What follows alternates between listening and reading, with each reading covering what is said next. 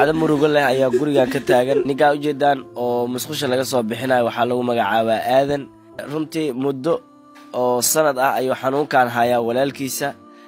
ilaa ay haddana ma jirto maxaa la dhahaa daawooyin ama guulo laga gaaray xanuunadiisa maxaa mar xanuunkiisa qabatiin way saan way waa mar waa orda jira darbigaana ka buud musluuna ila soo reeday 4 saac lilkeen hadan saamay musqushana garaal doosaan lagu dhacay ay meel daawo wax bageysay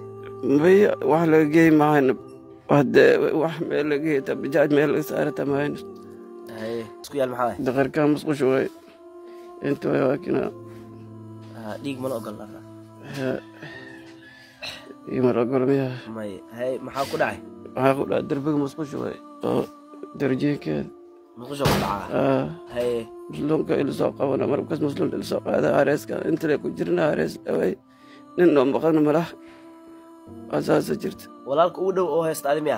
aniga leeyahay mid kale haysta ma jirto hay hooyo aabane hooyo aabad inta mar hore tagan lambar ma leedahay ya lambarka wadisinya wale hay lambarka sheek furaha leeyahay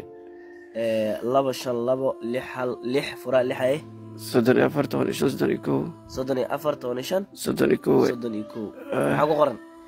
Sayid Ali Maxamed Ibrahim Sayid Ali Maxamed Ibrahim haye